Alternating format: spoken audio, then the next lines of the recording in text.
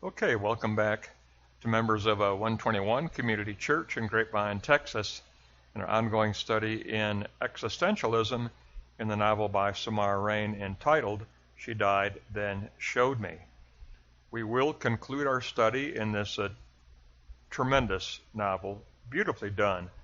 We're going to finish up with this lesson. It's a excellent novel, and the conclusion is very powerful. Let's go to block 1 and get started. The atonement of sacrifice and forgiveness and mixing blood in the paint. The dawn of a new hope. Peyton feels the emerging presence of a new composition, the birth of a new painting coming on. It's a painting that will create itself out of its own transcendence. Then Mikey tells Peyton that he will go with her to visit Harlow, to visit her mother in the clinic. So now we look at the visit in the realm of spirit. At the private clinic, Harlow's room is filled with pictures of Peyton. They stand like sentinels in the realm of spirit, looking over Harlow. And she is situated at the doorway to the afterlife, the doorway to the last start. Then, surprisingly, Harlow's heart monitor twitches, signifying some kind of a response, some kind of an awareness, even though she's in this coma. The need to atone. Peyton tells her mother, "If you can hear me, I am sorry." Mikey, the spirit child, then tells Peyton that Harlow wants to speak to her. She tells Peyton through Mikey, the spirit child, "I put paint on your face because you have paint in your blood, and it's not your fault that you took the painting." Then Harlow asks for forgiveness, and Peyton, of course, answers, "I do." Heart monitor is again activated. The heart monitor goes off again to signify a response. And the nurse enters into the room and says, "This is the first time there has ever been any response since she was admitted here." The work of atonement. Peyton returns to her new canvas and continues painting. And the image of Lexi as a child emerges. Peyton pricks her finger and mixes some of her own blood into the paint. And she ends up painting a redemptive image of Lexi, of the Lexi who could be, the very redemptive type image of Lexi. Her father's clock then chimes as a reminder that Peyton is entering Kairos time, that transcendence has penetrated the very moment. Transcendence is sovereign here in this moment. The painting has become a work of atonement. It has become a work of atonement. The life of the pivot of repentance. And remember, repentance is metanoia, change of mind. The clock continues to tick away a new truth. I love the way that Reine put that. The clock, her father's clock, continues to tick away a new truth. Life for Peyton has pivoted. Peyton has passed through a spiritual baptism, a spiritual cleansing. Adler next arrives at the ranch. They both commit to each other in a deep and loving relationship. Peyton thinks to herself, "My life should be titled Blood and Paint." Now, the very next day, she gets a phone call from the clinic that her mother has actually passed away. So that was, her visit was a very last opportunity to ask for forgiveness, and then to actually respond to her mother asking for forgiveness. So there's a tremendous moment of transcendence that took place in that visit. And the very next day, she gets word that her mother has passed away. Let's go on to block 2. Reconciliation through the atonement of paint and blood. Secularism. Lexi has a breakdown and collapses. She awakens at the clinic.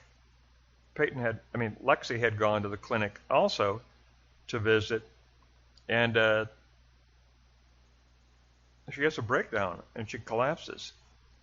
She awakens at the clinic to find that Peyton has arrived there and is in her room. Lexi asks, "Am I in hell?" Peyton answers, "No, no, you are in recovery." The repentant Peyton is seen in a new way. Now, I love this scene right here. Lexi says Peyton has changed. She's waking up after being sedated. She looks at Peyton and she goes, "You look different." And Peyton has changed in a dramatic way. We know from the novel, Peyton has actually changed in a spiritual way. Lexi and Peyton go to see their mother one last time before leaving the clinic together. And Peyton thanks her mother for putting a paintbrush in the right hand of her soul. That's the way she words it. She thanks her mother for putting a paintbrush in the right hand of her soul. Scars in need of healing. Peyton tells Lexi, "You and Margot are my only blood." They next arrive at the ranch for lunch. Lexi tells Peyton, "I do not want Margot to end up like Mom." Peyton answers, "We both have scars that we have as a result from our mother." Peyton adds, "Mom did not think of you as a disappointment, by the way." And Margot then enters the kitchen, and she's holding Peyton's new painting of Lexi, this new painting that Peyton just finished. Forgiveness and reconciliation. Lexi says, "You painted me? And you painted me as pretty." And Peyton answers, "You are pretty." She also says she is giving the painting to Lexi, and Lexi answers, "You're giving this to me, even though I ended up causing you to have to sell your house in Mendocino." Peyton, Lexi, and Margot all hug. They all reach a moment of forgiveness and reconciliation. There is a genuine redemptive moment here when all three, Peyton, Lexi, and Margot, gather together around this new painting that that Peyton has just completed of painting this very redemptive painting of Lexi, and then gifting it to her, and it becomes a tremendous moment of a kairos, transcendent time. Transcendence has intersected. Transcendence has intersected the secular world, and they have a tremendous redemptive moment between the three of them. It's absolutely the very best that Peyton could have hoped for. It's very, very powerful. And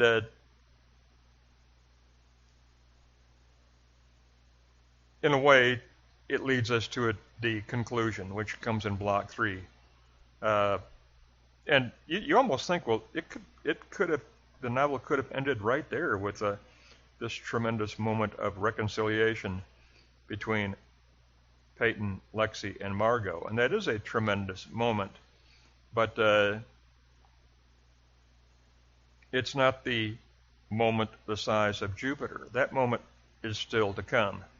And let's go to block 3, and let's take a look at that moment, because that's the real conclusion to the novel. A moment the size of Jupiter. It demands a leap of faith. At the art show, one critic declared concerning Peyton, "You create emotive and active figures who collaborate, who actually share. You convey a wide psychological terrain while at the same time you preserve the physical." And we know from the novel that she's actually discovered and conveyed the spiritual.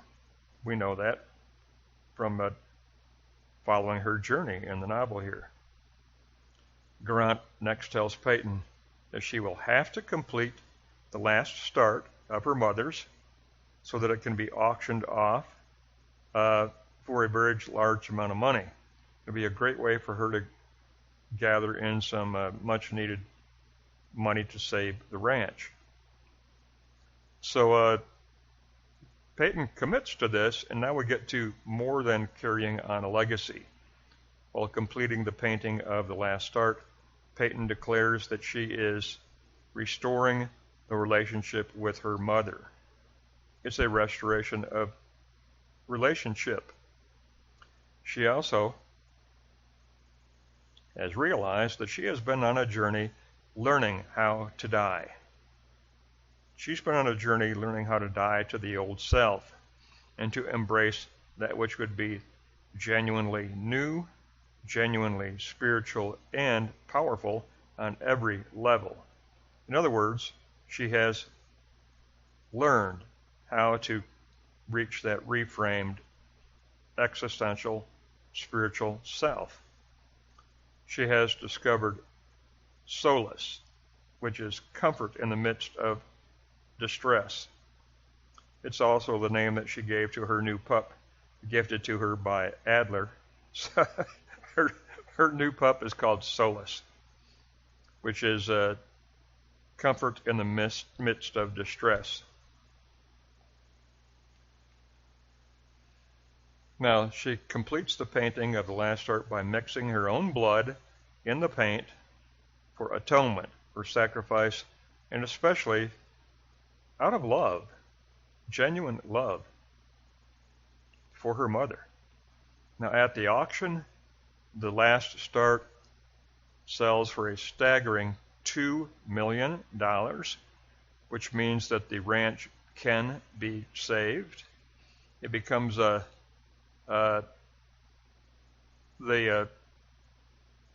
money that she needed, and the ranch now can be saved. She will not lose the ranch. It's a tremendous moment. But no, it is not the moment the size of Jupiter, not yet.